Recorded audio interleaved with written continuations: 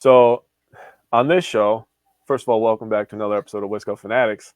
Uh, Tyler, myself, Mike is as always. He's been wonderful this season.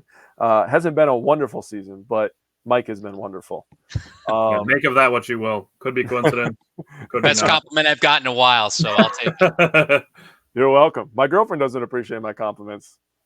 She just thinks I'm lying to her. So at least somebody appreciates it. So what I was saying is, here at Wisco Fanatics, we're kind of taking a step back, and we're going to allow Luke Fickell to cook, right? We're going to allow him to set the standard and allow him to build from the ground up, basically, because that's what he was doing, really, when you think about it. And we're gonna see what kind of men we have on Saturday, and we're gonna see what the next couple of years are gonna look like. What kind of men that he wants on this team. Who's gonna go to battle for him every week. And when I say every week, and fans hear every week, they think Saturday. No, you got to put the work in on Monday and Tuesday and Wednesday and Thursday, going up to the game. You got to study your film. You got to hit those workout sessions. You got to eat the right foods. You got to care. You got to love what you do, right? Man, oh man, was I – God, I talk about this all the time about I just want my teams to care as much as me. And I'm not saying that they don't, but when I'm sitting on my damn couch ready to pull my hair out because, and we talked about this play about Matry not going and getting the goddamn ball, right? Yep. When I see somebody not doing that, and I know I would die to put on that uniform, and I would dive and I would helicopter and I'd get a broken leg and I'd still try to chase the running back down. I want my team to do that because that's how much I love them, how much I care, how much I want to win. And I know that every fan feels that way, right? But I'm not going to go on social media after they do that and talk shit about them because I'm not a garbage person. So I just want them to care. I want them to show effort. Give me some heart. Give me some hustle. But, man, oh, man, we're going to find some shit out on Saturday, boys, huh? So I'm going to address Brett's comment here. So Brett commented and he said, I want the fans to care as much or care as well as much as us too. And this is probably going to be a little hard to hear because I do think that people care, but I think the reasons that they care are a little misplaced. So I think we are finding out right now that the nature of Wisconsin sports fans is to expect winning because we've seen our teams win a pretty fair amount. Yep. But I think what brings out such negativity in Wisconsin sports fans, especially recently, obviously with kind of all of the teams going through their struggles right now, is that people want the Wisconsin sports teams to win to give them something to be in a good mood about. Yeah, that's fair. And it's tough. And I get it. You want something that'll make you feel good, something that makes you happy. And I've said things along this line before, and it's part of the reason why we've taken the approach that we have on this show. Stop waiting for the teams to save you. Yeah. And it's tough. It's really, really hard to work on your own mental health, but stop waiting for your favorite sports teams to save you. That's not what they're there for. It's a form of entertainment. It is not there to be the structure and the foundation of your mental health. Yep.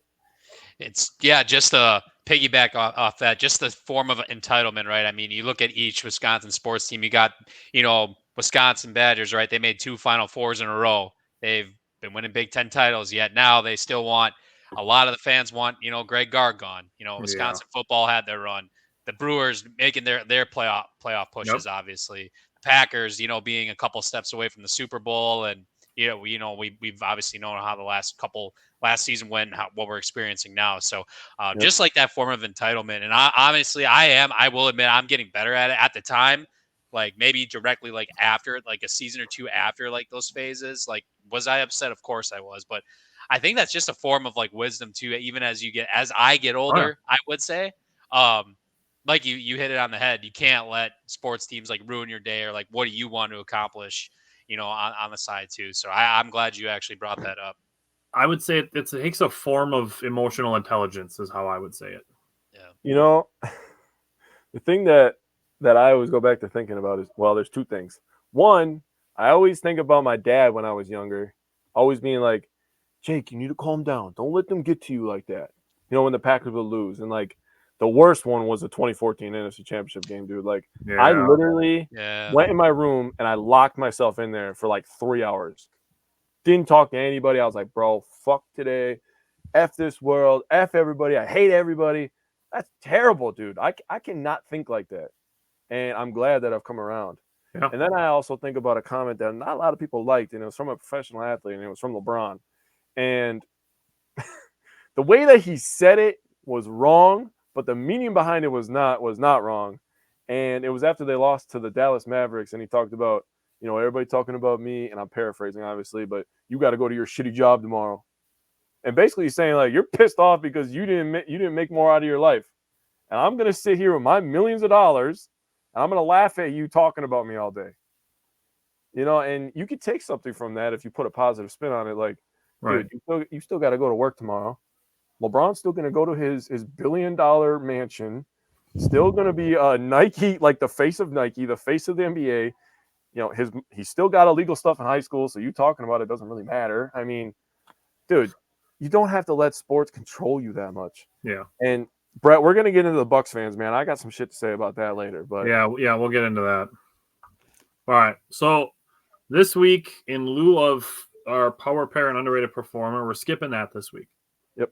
We're also skipping what improved and what to improve. And instead this week, for our Badger football recap and preview, we're just going to ask some questions.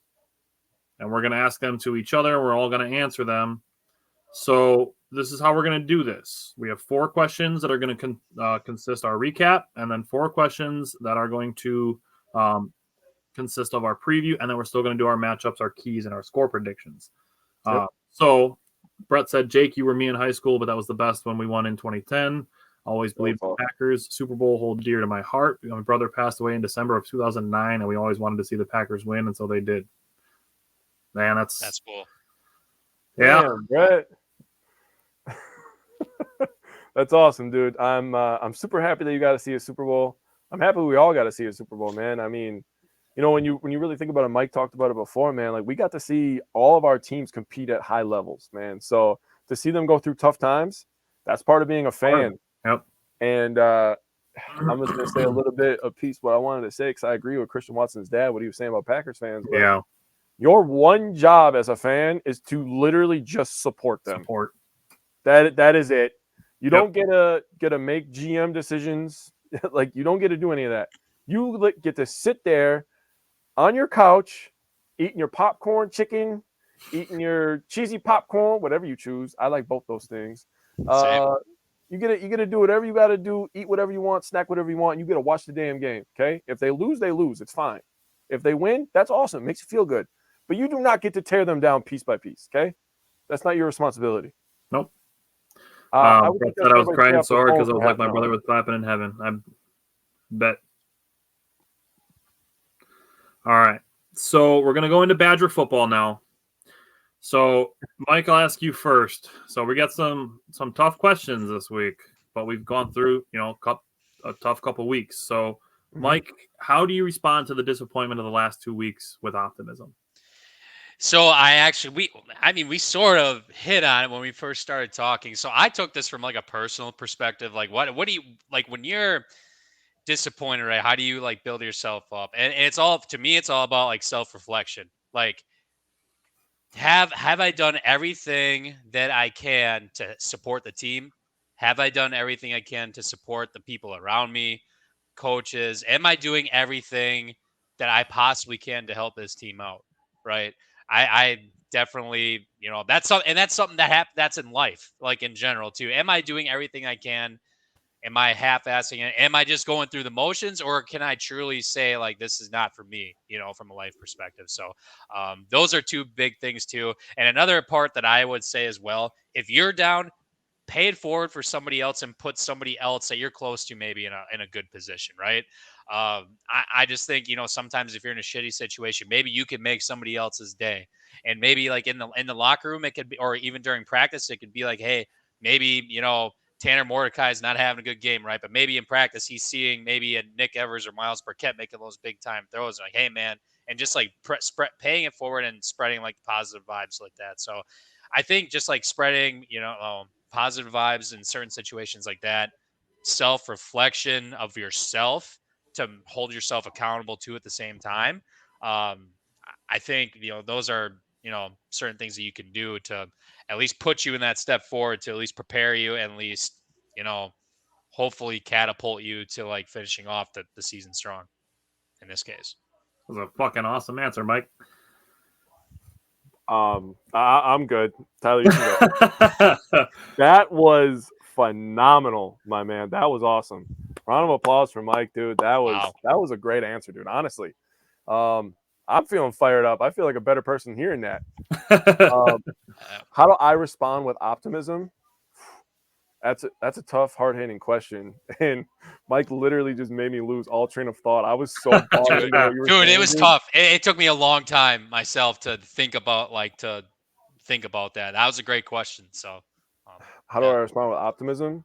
I mean, you can find positives in every single situation. I really love your thought process on paying it forward. I do that all the time. I'm one of those weirdos that will, like, if I'm in a drive-through line, I'll pay for the people behind me. Like just last Friday, I got out of work. I went to McDonald's. I was like, I deserve a chocolate shake. So I go, I get myself a chocolate shake. I'm drinking my chocolate shake, and I'm like, how much is the lady's behind me? Right? It was an elderly lady. She was like, oh, she's got a pie.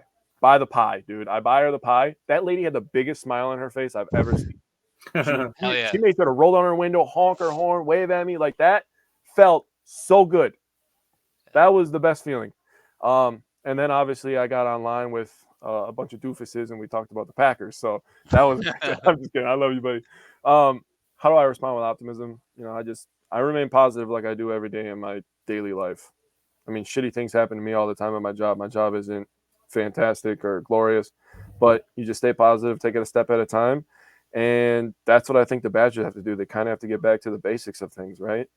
Break it down, build it brick from brick, and that's how you build a good, strong foundation, is making sure you do the little things and the basic things correctly. So, Mike, one of the first things that Mike said was the self-awareness of it. Mm-hmm. And that's going to tie into actually a lot of the other questions that we ask, especially into the preview part of it. But the other thing is, and this stemmed originally from Badgers basketball last season, was looking at things instead of being like, oh my God, we have all these problems, and just switching it to looking at them as opportunities. That's been, honestly, it's one of the things that I try to use in my own life as often as I can when there's things that pop up as problems. Just trying to just give yourself a mental cue to look at it as an opportunity instead of a problem. It's if you can figure out a way to just give yourself a cue to change the perception, that's to me is where the optimism can come in, because everybody's in the fire fickle and bring back Paul Christ and we should have hired Jim Leonard mode. And we've seen it over years past. Like it doesn't translate to being in the top 10. It doesn't translate to high recruiting classes. It doesn't translate to people wanting to transfer here unless you play offensive line, running back, or linebacker. And other than that, the change was necessary, which is what's going to come into the next question. But it's self-awareness is really what it boils down to for me. And the perception of how you view your situation. Mm-hmm. So next question, Mike, what have we learned through 10 weeks as far as the big picture is concerned? I think first and foremost that this is not going to be a one-year project, right? This is going to be 2 to 3 seasons worth, in my view. I mean, obviously, if that let's not kid ourselves. All three of us had pretty high expectations going into this year. That's a fact. That's documented. Yep.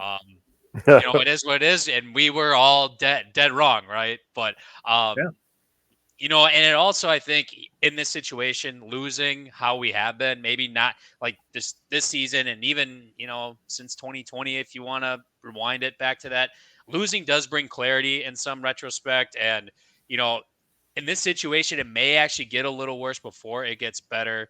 So we know we can't kick the can on this shit anymore.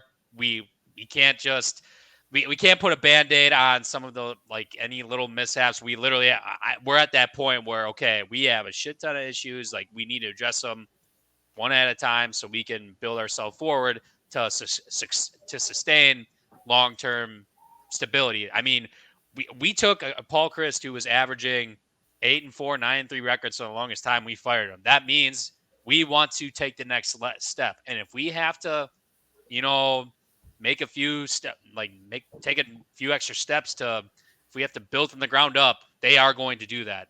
That's my view. That's my take. That's one of my biggest takeaways out of this whole year. Even if we were dead wrong about expectations, McIntosh obviously has his guy. He trusts him Fickle. If he has to start from the ground up like he did at Cincinnati, basically, I think the sacrifice is going to be well worth it, so to speak. So Fickle won one game at his first year at Cincinnati, wasn't it? I think it was like two. Yeah. It wasn't ideal. It wasn't an ideal season by any means. Yeah. So, my thing kind of ties into that a little bit, but you brought up our expectations. I mean, you look at all of our record predictions. I think we were all between 9 and 11 wins based on our head and heart predictions, and one of my bold predictions was undefeated. So it is what it is. But that's why we're asking questions like this, because what have we learned through 10 weeks as far as the big picture is concerned? What I've learned is that a complete coaching staff change, offensive scheme change, defensive scheme change, and a culture shift, it's a much harder process than we thought it was going to be. That's my biggest thing, is that this process is much harder than we thought it was going to be. And, it might take next year too. And it probably will, given the schedule that the Badgers face next year. Yeah. Is that we're not going to go from being in the tier of Purdue and Iowa and Minnesota and Northwestern to catapulting into Ohio State, Michigan, Penn State, USC territory in 1 year. Oregon. Sure. Washington. Yeah. We're not jumping into that tier in 1 year, maybe not even in 2 years. Yeah. So, and that's a conversation we'll have when we do next year's primer. But for me, that's my biggest thing through the first 10 weeks is that the systemic change is harder than we thought it was going to be. All right. So the thing that I got hit with is a little bit of reality. Hey, we get them. We do. So all the years where every time we play Ohio State, it was like Wisconsin doesn't have the athletes. Well, switching from, the ground and pound where, I always make the joke that we just pull these 6'7" and 340-pound guys out of the corn maze. It's a little harder to block in this air raid than it is, just, hey, take your big butt and go forward, 45 times a game. Spread the linemen out a little more. Yeah, sorry. That it's a lot harder than it looks. The defense, we need more athletes on defense, especially at the second and third levels, in my opinion. We need some dogs up front that can literally just be space eaters and want to go after the quarterback. That's what we need up front. So we do need the athletes, and that became very, very apparent as these guys that are on roster right now were for a certain game style, and this is kind of piggybacking off of Tyler, but when you look at these linebackers, you look at these running backs, you look at these linemen, I mean, shit, even the quarterback, you need a certain kind of quarterback to run this offense too, a dual threat guy is absolutely a necessity in college football nowadays. Yep. It's not as much of a necessity in the NFL because there's so much more, like, you have to be so perfect at everything and your timing and your footwork, and you have to, you can get away with not being athletic in the NFL, although rollouts are really, really nice off play actions. But in college, you have to have a dual threat. So we need a dual threat quarterback. We need more athletic linemen up front that want to do gap responsibility blocking, zone blocking. And we just need the athletes all over the place. And that's the thing that I really took away from it. So, Jake, I'll let you go first on this one.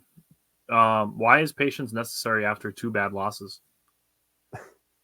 Because when God, I was just talking about this with you too. A lot of people can benefit off of a gratuity challenge that Tyler and I have participated in multiple times, not just for a month straight, but multiple times we have done something like that.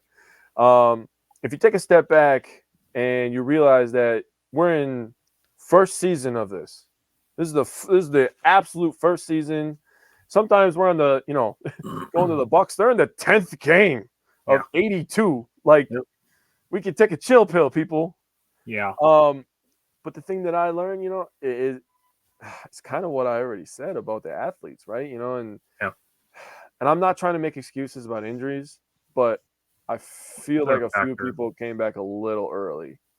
They kind of forced it. They wanted to win. They wanted to prove that this was the right hire because they hear the noise from the outside. But it is what it is, man. You just gotta trust the process. As shitty as that saying is, going on with the Philadelphia 76ers, they kind of killed that a little bit because they said it so much. But you have to just trust the process, man. And this is part of the process. You can use the old Bucks slogan and say "Own the future." Good. Barry said, "Coach will take the program to big things. Give it time." And that's what we have to do. We have to give a lot of these things time. Mm-hmm. And we'll probably end up saying it with Badger basketball too. We got to give it some time. Yep. But my thing with patience being necessary after two big losses or two bad losses is that we've seen that the change was necessary. That's what I come back to. Yeah. Is seeing what was on the field last year. And Jake and I were on the Scary Alvarez podcast, which came out yesterday. And I said this is that we saw just from January through September how much more exciting the recruitment process is under Luke Fickell already than it was under Paul Chryst. Yeah. I said I cannot remember the last time where it was so exciting to see all the new recruits coming in and the transfer portal players coming in. I don't remember that ever being the case under Paul Chryst. And Luke Fickell has brought that to Wisconsin. Mm-hmm. Barry said somebody needs to break the curse on Wisco sports. One good week and everybody will be back to like, oh my God, we're winning it all. Like, I personally don't think the Brewers did a bad job with their hire. I'm excited for the Brewers. I did a video about that yesterday, but yeah. I think they did fantastic. I like that hire, honestly. Mike, what do you think? Why is patience necessary after two bad losses? You guys kind of touched base on it, but we have to know what we signed up for, like as a football program. Yeah. That's what I wrote down. Clearly, McIntosh didn't want to go by the status quo with Wisconsin football. Get those 8 to 9 wins, once in a while 10, maybe get to a Rose Bowl. That's just not. The expectation is higher. That is clear as day. We have to know. Fans need to know what we signed up for, and you got a bunch out there that are like, no. We want Paul Chryst or Jim Wation. Would we not be in this situation? Maybe, but I guarantee you we would not be, we would not be going 11-1 or 10-2 anytime soon or anything along those lines, in my view. I mean, it was definitely worth a step. If you look at this season, like how many games do you think we'd win if we had last year's team? We'd have maybe 2 more wins. I maybe still think we'd lose to Washington State. I still think we lose to Ohio State. There's still a possibility that they lose to Iowa. I mean, yeah, you're looking at maybe the last 2 weeks being different. Mm-hmm. And then you're looking through another year of, like you said, 8, 9 wins. But then when you take a step back, right, and you look at the recruiting, Tyler, like you said, right, are we getting half of these recruits that we just got? No. Probably not. No. Quarterbacks are excited to come here. That's weird. Yes. Yeah. And maybe Matoya reconfirmed it again after an article. Evan Flood just came out with an article today, I think it was, and was talking to Matoya, and he's like, I'm all in on Coach Longo. So that was good to hear because he was up at the game this past weekend. But anyway, we just have to know what we signed up for. I know we didn't hit expectations. It is what it is. But change had to be made. And I also wanted to bring this up. You know what? In Nick Saban's first year at Alabama, he lost to Louisiana Monroe, okay? Not everyone's going to be freaking perfect in their first year, all right? I think there's a list of – I wish I would have brought a longer list rather than just bringing up Nick Saban. But Florida State, that's another one. They're undefeated this year. And the last 2 to 3 seasons prior to this, they were dog shit. Let's be real, all right? They were middle of the pack, ACC, even lower than that. So I think we do need to pump the brakes. I know this season sucks, but we need to pump the brakes on, get rid of Fickell, Paul Chryst, Jim Leonard, hire him back now. Like that ship has sailed. We got to look forward to what Fickell can bring. one thing that I brought up on the Scary Alvarez show also was that Lou Holtz didn't win a single game his first year at South Carolina. Oh, yeah. Okay, that's right. Slim Lewis on YouTube said Badgers football gradually got soft over the last 5 years. I don't disagree. He said it'll take Fickell a few years to establish an entirely new culture. I believe he will. 1,000% agree with that. 1,000%. And then you mentioned McIntosh, and I want to bring this up because people are like, "Oh, well, the Wisconsin hockey team has a new coach, and they're not sucking. They're number one." They didn't change literally everything else. They changed the coach. That's it. They're not changing literally everything they do on the field or on the ice in that aspect. And my thing is if you're going to credit McIntosh for hiring a new hockey coach, how you can think he's bad decision making for hiring Fickell? Because it fits their narrative. That's why. If it's their you're narrative and literally they want only to be chasing the record at that point. So you're like, okay, he can make a good choice by having a guy who has a team with a good record and make a bad choice by having a team with it's the same dude making the choices. if it fits their narrative and they want to be pissed off about something, it can never be perfect. But let's say in 3 years, right? In 3 years, the Badgers at this point are undefeated, and the hockey coach gets fired. I'm not saying I want that to happen, but what are those people going to say then? They're going to say, "Oh, I knew he was trash. Oh, I was all in on Fickell from day one." But nobody's going to go back and check their receipts. That's what social media has done to people. Exactly. Yeah. Exactly. All right. So I'm going to go first on this. Something. I'm going to go first on this last one. The last question is, what is an area you thought was a position of strength that is actually an area of opportunity for improvement? And I'm going to throw a position group out there, and I'm going to say it's tight end. Oh, and I was excited. I was really excited. Reggie said 2 losses, time to fire the women's volleyball coach. Just kidding. Yeah, that's how people act sometimes, though. That's really how people act. But I'm going to say the tight end position because I felt like it was going to be a position of strength. Clay Cundiff, unfortunately, had to leave due to his injuries. A couple guys transferred out. And then I was excited for Tucker Ashcraft and even Hayden Rucci, and it's been really tough going at the tight end position for the Badgers. Ashcraft has shown some flashes, but both Ashcraft and Rucci have struggled with drops, fumbles. I mean, it's blocking. It's been pretty rough at the tight end position, so that one is really going to be probably the top of my list of positions to address in the transfer portal in 2024. But Mike, what is an area you thought was a position of strength that actually is an area for improvement? I know we have been plagued by injuries in this position, but I think being Wisconsin and being the boys up north, I think it has to be acknowledged at least. Our running back room definitely experienced a tough year. I mean, going into this season, Braylon Allen was the one who really preached about, I'm not going to have loaded boxes this year. This is going to be great. We're going to be running free every single game. You know, you see like the Buffalo game when Ches Malusi just goes off, and then unfortunately he gets hurt. But you know, we're 7th in the Big Ten right now in rushing. The last couple of weeks we've definitely struggled. It probably might even be lower than that now at this point. But no, it's definitely a step back from what we're accustomed to as fans. But at the same time, even if it's just so much inconsistency at that position. I get it. We're at Jackson Aker and Katie Akamelli now, and who knows who else is going to be in that backfield, I guess, for the next 2, maybe 3 weeks. But it's definitely a little bit of a disappointment in that running back room for sure, given with what we've done in years past. Jake, what do you think? I had a really hard time choosing between 2. It was either offensive line or quarterback. And what I landed on was quarterback. I had a lot of expectations for Tanner Mordecai. Hearing all these transfers that came in, I had a lot of expectations for them. Hearing about Braden Locke, seeing all these high school records, it's quarterback for me. And it kind of goes hand in hand with Mike, talking about the loaded boxes and stuff. I thought we were going to be slinging this thing all over the place.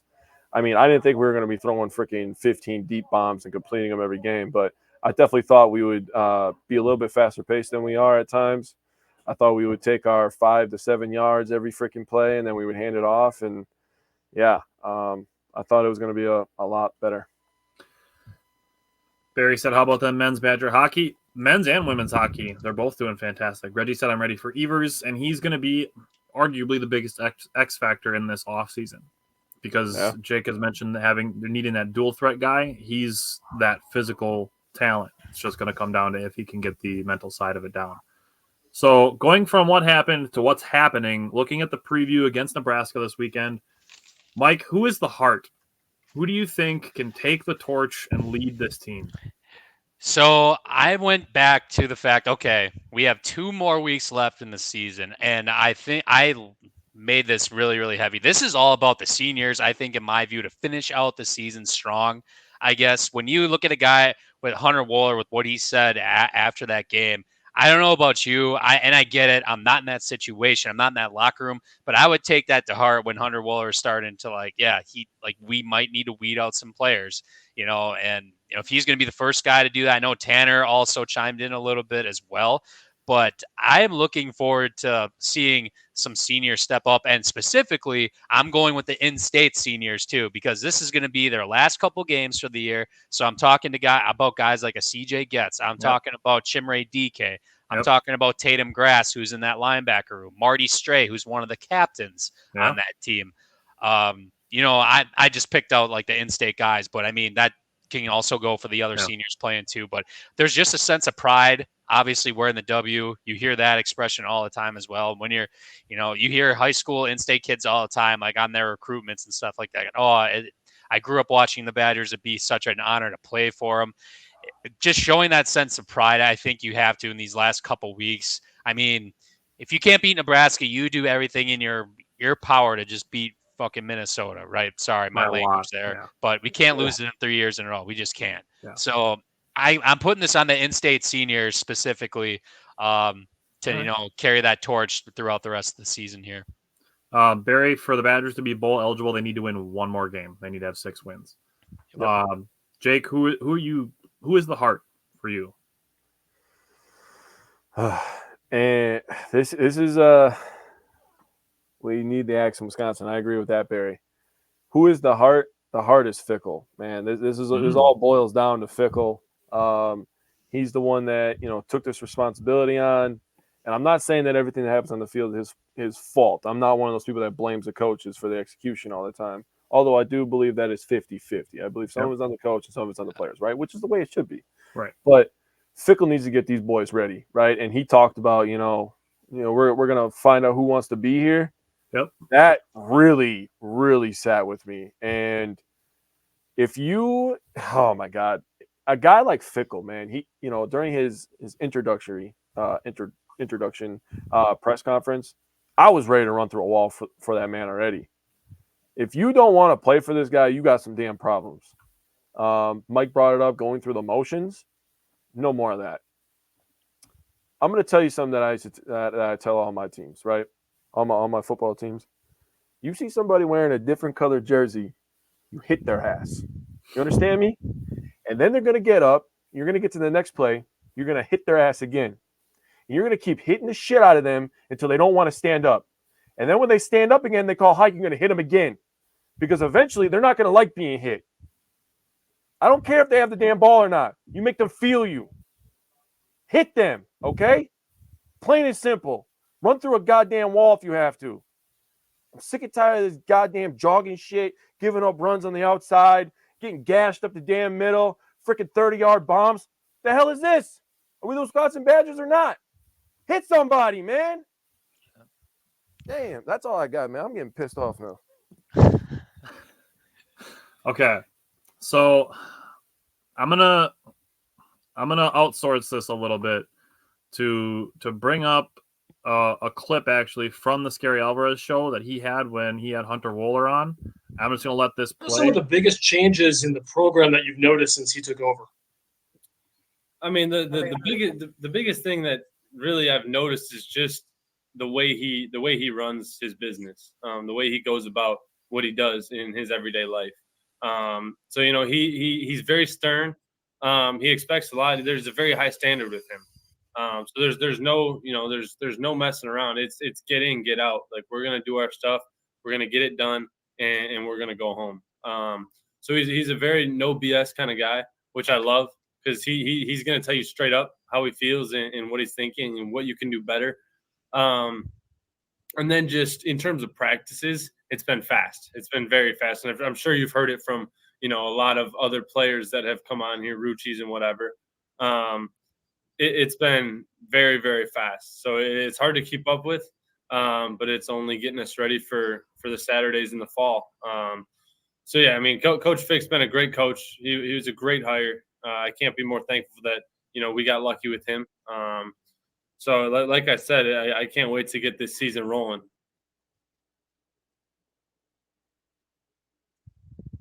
You're muted, buddy. Yeah. I wanted to make sure there wasn't an echo. Scary Alvarez had Hunter Wohler on like back in August, I believe it was. And, re-listening to it, it made me wonder if maybe Fickle is a little too intense and too demanding for some of the guys. It's possible. Hearing No. I think These are grown men now. When you're 18, Jake, 19, how many 20, times do you call them college kids? They are student athletes. They are student athletes. Listen to me before. Hang on. They don't live with mommy and daddy no more, okay? They drive their own car. They buy their own groceries. They wipe their own ass. They put their own pants on. At a certain point, you have to take the binky out of their mouth. I understand it's a different perspective when you're ripping on them and going at them because they are still kids in a sense, right? But at the same time, setting standards and having standards for somebody is not a bad thing. Either I you meet agree it or it's not you... a bad thing. But I'm saying, and I'm not saying that Fickle should tone himself down. I'm saying that's where Fickle is saying things like, we're going to find out who wants to be here. Yeah. So Hunter Wohler was my answer to this question of who is the heart. And what I would ask of Hunter Wohler is double down on your comments. Oh, Hunter Wohler said, we're going to find out everybody's give a shit factor this week. Okay. I would want Hunter Wohler to look his teammates in the eye, and I said this on the Scary Alvarez show that came out yesterday too, is if you think Hunter Wohler's comments are about you, they're about you. I agree. Even if it's 100%. On a scale of 1 to 10, if you think his comments are about you a little bit or a lot, it's about you.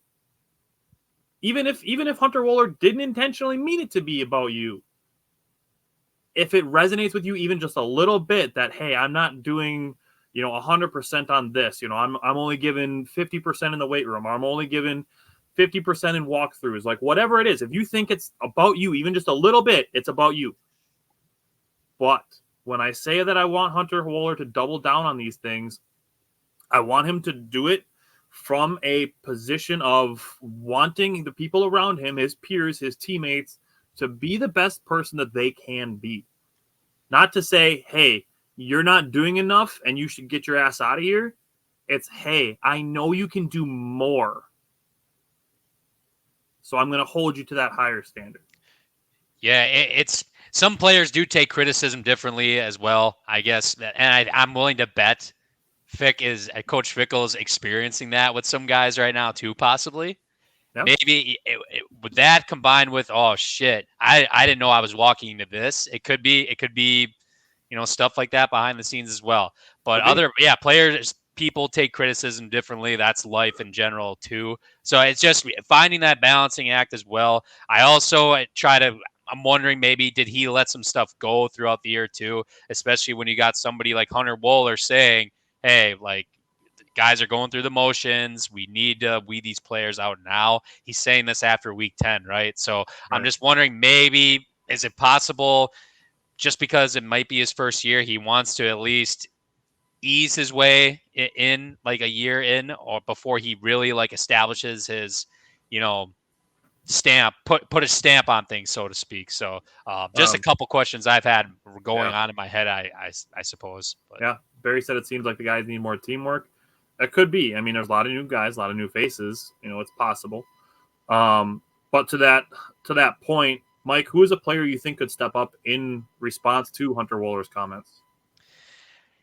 I think leading by example. I made this so senior heavy, so I got CJ Getz again on the defensive side of the ball, and I got Tanner Mordecai, because I know for a fact those guys, just being seniors, they can have, like, I guarantee you they're going to at least have an impact on what they do with the players below them. So Tanner, he kind of like also piggybacked off of Hunter, like I said, and CJ Getz, he's been nothing but a positive role model from what we've seen. We've had him on the show, obviously. He was our first guest on here. Yep. And he's always conducted himself on the field in a positive manner. Nothing, I mean, he's had a couple of really nice games for us this year too. So Yep. I think, and especially with those guys, again, just closing out the year, getting a win against Nebraska and beating Minnesota. I mean, there's one thing, like, I know the season didn't go well, but if there's one goddamn thing you need to do, it is beat Minnesota, beat your rival, end on a good note, get to a bowl game and earn one more. And hey, earn one more game that Yep. possibly might be the last game of your life. So, I mean, just, playing with, that kind of mentality, I guess, because, I don't see CJ. I love the guy, but I don't see CJ gets on any draft boards. I mean, Tanner, unfortunately, I don't I'm up on the think Steelers. Yeah. So exactly. Yeah, exactly. So just there is no tomorrow mentality. I think those two guys will show like closing in. So we'll go with that. Barry said you guys should try to get the coach on the show. I'm trying. I'm sending emails. That's the best I can do. Start with Collins, the strength conditioning. I bet he's been on a few shows. Yeah, he was on Scary Alvarez too. Actually, his was entertaining to watch and interesting. Jake, who do you think is a player that could step up in response to Hunter Wohler's comments? Braylon Allen.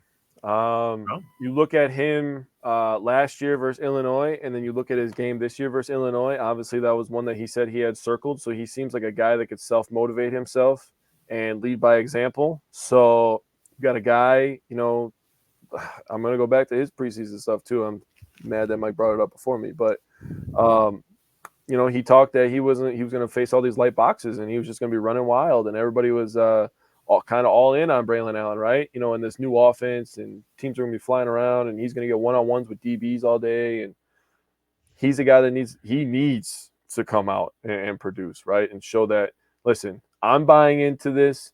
Everybody else needs to follow me because he's one of the leaders on the team, like bar none. So everybody else follows his lead. Everybody needs to buy in. That's a thing that nobody has said so far. But if you buy into this, it'll work. Okay. Yep. So let's buy in. Let's make this work. Let's pound the rock and let's fly around. So the one that came to mind for me was Skylar Bell. So we've seen Skylar Bell not only last year but also this year deal with some drops. And now we've seen over the last couple of weeks Vinny Anthony getting more playing time. So I'm looking at Skylar Bell to say, hey, this guy is starting to take my snaps. I need to go take my snaps back, and I need to do things to make that so that I can't be taken off the field. Mm-hmm. Whether it's putting in more work in the practice, to strengthen his hands up, to, just put more effort in practice, whatever it might be. And I'm not saying Skylar Bell doesn't do these things, but I'm saying he's a guy whose role has decreased over the last few weeks. Like I said, we've seen more Vinny Anthony. So Skylar Bell is a guy that I'm looking who could respond to Hunter Wohler's comments. Slim said Braylon doesn't run hard all the time. He's one of the guys Wohler's talking about. He won't be back next year. That's not a bad thing. Darian Dupree will thrive in Longo's offense. And that's an interesting question. Reggie actually asked the same question, and Slim on YouTube unknowingly answered it. Is Braylon Allen going to be back next year? If Malusi's back, Allen's back. Yeah. And where is he projected? Do we know where Braylon's projected right now? Just curious. Like third, fourth round. Yeah, third, fourth round, like late day 2, early day 3. Yeah. At this point, I think I even said it a couple weeks ago. I thought day 3. I thought he was a day 3 guy right now. So don't take my word for it, obviously. But I mean, unfortunately, whether it's due to injury or production, I just don't see him going first or even second round. Maybe third, I guess, but I mean, there hasn't been too much convincing in my view. So it's going to be interesting if he does stay. I mean, if Malusi stay, obviously those two are boys, so they've probably had the conversation already. Barry, he'd definitely get drafted because of just his body type and the way that he can run for his body type. Yeah. But right now, I think at best, he's probably a late third round pick. Yep. So let's talk Wisconsin versus Nebraska. Mike, who is a matchup that you're watching? So it's no secret what Nebraska wants to do. They want to run the ball. They're first in the Big Ten with 185, 186 yards per game. Between their quarterback and running back, kind of like a dual threat type scenario. Jeff Sims was the quarterback last week for the most part, but their other quarterback, Henrik Herberg, he's got 483 rush yards this year. Sims has got close to 200 as well, but it's more so of like the dual threat concept with like the quarterback and the running back working together. So I'm looking forward to seeing the Nebraska run game versus our front seven and how we're going to hold up, essentially. If we can stuff the run, we're going to be right there in this ball game, plain and simple. Jake, what's the matchup that you're watching? I went real cliche. I'm not going to lie to you. It's them versus themselves. How many games this year have we beat ourselves? Turning the ball over, offensive penalties, putting ourselves in a hole early, letting teams get, 17-point leads, 10-point leads in the first quarter. It's the Badgers versus themselves. Yeah. After everything that has happened this last week or last couple weeks, they need to figure this shit out, and they need to figure it out now. And Nebraska, I'm sorry, you might become Wisconsin's punching bag again. I'm jealous you said that. That was a great answer, Jake. That was a great answer. I should have gone first. Because mine is Luke Fickell versus his players. Oh. Ooh. Fickell took responsibility for not having the team ready. Hunter Wohler said that the last two games are 100% on the players. So looking at Fickell versus the players, how do they come together and respond? I like it. That's what I'm watching. Damn, those are really good answers you guys got. Critical thinking, Mike. Critical thinking. Y'all. What a trio we make this week. A lot of good stuff coming up. Mike, what is your key to the game? I keep harping on this just for the specific week, but I'm harping on the senior leadership again. I want to see guys like Tanner McAvoy. Wow, Tanner Mordecai. Yeah, machine. I know, right? Oh, that dude was an athlete. But I'm looking for Tanner Mordecai to rebound and have a great week. I mean, I wrote down like what's one thing you want to see from the offense that we're going to address. I want to see a deep ball tutty going to somebody, like a deep ball. Something like that we haven't really seen for the most part. Obviously, we had the Bryson Green crossing route. He went for 70, but that's not necessarily like a deep ball, right? If you want to count, I think, Will Paulings, I guess, that he had against Illinois, I suppose. But I want to see have a few. I want to see Tanner Mordecai throw a deep ball touchdown in this game. We're going to have the opportunity to do so. Nebraska, they focus on stopping the run. They're second in run defense. That's going to, in my view, that's going to hopefully bring up some opportunities in the pass, because if they stop our run, which they are inclined to do so versus the Big Ten this year, I think we might have some opportunity doing that. So I would love to see Tanner Mordecai, especially his last game at Camp Randall, even though it's for a short stint, to just have the day of his life. I know we're talking about young guys, coming up through the system, but I do know they are going to start Tanner, and I think I'm sure he would love to go off into the sunset at Camp Randall with his last game here and just have a good game. So I'm looking for him to bounce back. Jake, what's your key to the game? So we kind of been tearing them down, analyzing them. My key is to have fun. It's a game, and if you have a chance, go listen to the Scary Alvarez podcast. I actually said the same answer on there, but just have fun. I know that, we're going to find out what kind of men we have, and I've said a bunch of things. We've all said a bunch of things, but at the end of the day, it's still a game, right? So go out there, have some fun, knock some people out, make them swallow their mouth guards. I mean, make them shit their pants. I don't know what you want to do, but just hit people, have some fun, fly around. Let's play some football, baby. So I'm just going to echo that sentiment. My key to the game is attack the ball every single play. Yep. 100% effort, 110% effort every single play. Both sides of the ball. I like it. That's my key. Mike, what is your score prediction from the head? So with this all being said, I still think this is going to be an ugly, ugly ass game, unfortunately. This team hasn't shown any promises 10 weeks in of playing clean ball at all. I'm going to be as real as I can here. I got 14-13 Badgers from the head. Cool. I have a close game predicted as well. Scary Alvarez asked Jake and I what we thought about the Nebraska game. I said I'm going to say I'm expecting a shit show. Yeah. In the best way. It could end up being a good Yeah. football game that way, but it's going to be a Big Ten football game. I have 20-17 Badgers. Okay.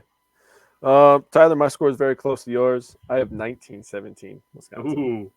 All right. Let's go 20. right. Mike, what's your score prediction from the heart? Yeah, I'm close to you guys on that. I got 20-14 Wisconsin. You know, we averaged 22.1 points per game this year. And a lot of that came from Buffalo and Georgia Southern, Georgia State or whatever. We just haven't shown any signs of life, even against the Big Ten in general, that we can score a lot of points with this current team that we have right now. So I did not want to go above 20. I don't feel comfortable. I mean, Purdue's the only one, I guess. Yeah. But 20-14 from the heart. So I also have Nebraska scoring 14 from the heart, but I have Badgers scoring 35. Whoa. 35-14. It is time to make a statement that we are not the team that you've seen the last 2 weeks. That's where my prediction from the heart comes from. Barry said, "I hope it's going to be I have hope it's going to be a second half win." Okay. Well, I kept the same score for Nebraska, but I went a little bit higher on Wisconsin. I have 24-17 Wisconsin. All right. Anything else you guys want to say about football? We got a couple basketball games to talk about. Go win. Yes. Yeah. All right. So let's switch to basketball. We'll start with the Tennessee game. Kind of got some different vibes, even though both of these were losses. Definitely different vibes from these losses. So, Mike, as we usually do, being as you're the guest on here with the Badger stuff, I'll let you go first. Talk about the Badgers defending the paint. Yeah, so this is definitely one of my things that it was one of my points that I was going to talk about. I think not even just for this game, but for the season, because this has been a problem since last year, right? This was an issue again. Unfortunately, we gave up 48 points in the paint to Tennessee. What was the other stat I had here? Oh yeah, once we made 2 minutes. Oh yeah. So before the Badgers started fouling, with 2 minutes left in the game, like when it was close, like closer or whatever, Tennessee got more than 1/3 of their shots from around the rim. That is absolutely awful, right? They could basically get whatever they wanted down there. I mean, Dalton Knitt, I think that's how you pronounce his last name. 24 points, 5 boards. The guy could literally get to the hoop whenever he wanted to. There was nobody that could guard him one-on-one. That was clear as day. But I'm talking about the pain here. But no, that's one of the best players in the country. That's first team All. If he's not first team All-American, he's second team All-American. If he's not Conference Player of the Year, he's number 2. He's top 10 player in the country. I guarantee you that. He was one of the smoothest operators that I've seen in college ball in a while. So you know who he reminds me of? He reminds me of Danilo Gallinari a little bit. Oh yeah, okay. He's like kind of like a little bit oversized shooter, and his height being to his advantage, and he's smooth from anywhere. I like the comparison. I would say Gallinari with a better handle because that motherfucker could dribble, dude. Yep, that's fair. Yeah, the guy could get whatever he wanted. I mean, Wisconsin, though, like I said, giving up points in the paint has been an issue for him. 48, that is way too many. Got to cut that down. Yeah, we'll go with that. That was number 1. What about free throws? Story of our life with his team, I think. It's different, but this is kind of what they picked up from last year. 14-23, not good. But the final was 80-70, and even like you make it even a few, like even make 3 or 4 more of those. Like at the time, the game would have been a lot closer. I mean, yes, there was times when we cut it to 4-6, and then Tennessee bounced back. But I mean, if you even that second half.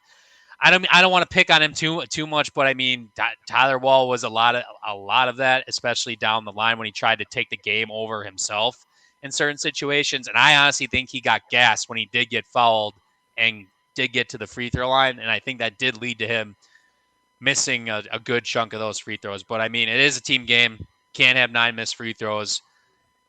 It's been an issue. I don't want it to be an ongoing issue this season, but unfortunately, that might be part of it. But we'll see when we get to the next game. Oh, I know. Spoiler Yeah, alert. I know. It is what it is. It's a game by game basis. But I'll go because one of mine is finish at the rim. Jake, did you want to say something about that before we? I just wanted to say about free throws, the thing in college that hurts is when you miss the front end of a 1-on-1. That's what really burns. At least make the first one, dude. Yikes. So my first thing is finishing at the rim. So the free throws get a lot of attention, but Wisconsin missed at least 6 makeable shots at the rim. That's what I counted in my notes. At least 6 shots at the rim that I think are makeable shots. And Mike brought up, they lost by 10 with 9 missed free throws. Even if they make all 9, you still lose by a point. But you look at 6 missed bunnies, that's 12 points. They make those, they win by 2. So my second one is second chance points allowed. It felt like every time the Badgers got close, like Mike mentioned, they got within 4 and 6. They kept the game within single digits basically the entire second half until the end of the game. It felt like every time they got close, they gave up second chance points. Yeah. So looking at fundamental failures, they had the 9 missed free throws. They gave up 11 second chance points and 14 points off turnovers. That's 34 fundamental failure points. That's high. In a game they lost by 10 points, that's tough. So, I mean, you combine the second chance points allowed and the free throws, and that's a game the Badgers could have won. So that's the thing is, we've talked about it, that the Badgers are never going to, they're never out of a game because they are capable of winning any game. It's just they need to put it all together. So, Jake, talk about the three-point shooting. Man, this has been an Achilles heel for this team for a while. And the thing about the three-point shooting that I want to make a point about is when we had Johnny Davis a couple of years ago, it was kind of like, here, take the ball and then find somebody wide open, and then they're gonna make the shot. And then you're just gonna continue to get to the rim and just make everybody's life easier. Yep. I feel like they're trying to do that with AJ Storr. And that is, I'm not gonna lie, I'm gonna sound like I'm babying him a little bit. That is completely unfair for AJ Storr. Yeah. Wait, Chucky Hepburn has been in this system for 3 years now. I'm not even going to start ripping into other people that I want to rip into who have been in this program, played, 60, 70, 80. Tyler Wall's played over 100 games. Well, yeah, we'll talk about some of that. And you're gonna hand all the offensive responsibilities to AJ Storr, who just got here? That is absolutely ridiculous. And I understand that Connor Season is hurt right now, and that's really killing our three-point shooting because he's really the guy that can just get on fire and make 4 or 5 in a row. Yep. Like, he really has that potential. Yep. But, in this game specifically, he took 1 3-point shot in 11 minutes. We need to call plays for him to shoot threes. Yeah. He needs to be shooting at least 7 threes a game. I feel like that number – no, I'm not even kidding, dude. You have a guy – listen. When he's healthy, maybe. Yeah. Listen, Hepburn, sometimes shooter. Klesmit, sometimes shooter. Storr, sometimes shooter. Crowell, rare shooter. You have a guy in Connor Season who is the shooter. He needs to be shooting those shots. That's what he brings, yeah. So the three-point shooting is something that could definitely improve. Making 6 out of 24, that's 25%. You're not beating top 10 teams. I don't give a shit where you're playing them. You can be playing them in your damn house. You're not winning that damn game. So the three-point shooting needs to be better. And I'm just going to go again right away. Is that cool? Yep. Perimeter defense. Holy crap, dude. And I agree with Mike that Dalton, that guy, oh boy, was that guy cooking, dude. He's fun to watch, dude. 8 of 15, dude. He was getting to the midi. He was getting to the rim. I mean, dude, he was dunking on people earlier this season too. Not on the Badgers, thankfully, but dude, he does like back scratcher 2-handers, and I'm like, woof, this is a different kind of white boy. Right? Yeah. But, perimeter defense, it was a problem. When we get into the next game, we're going to talk about it too. But you cannot allow a dribble drive that easy, guys, because everything breaks down at that point. Tyler and I have talked about it plenty of times with the Bucks. Ability to get into the paint and open shooters up. That could help, the three-point shooting, but it's hurting our defense by allowing them to get in there. It's also making us a lot softer in the paint, to Mike's point. Allowing a guard to get into the paint and kind of focus all the attention on them, you have everybody wide open now. So we need to I'm sorry I'm going to say it this way. We need to nut up on defense And we need to start making our open three-pointers because we are making life far too hard on ourselves. I will say, too, real quick, Tennessee, I want to give props to Tennessee's coach, too, because especially in that second half when we cut it to 4 to 6 points, it had to have been at least 3 to 4 times in that second half.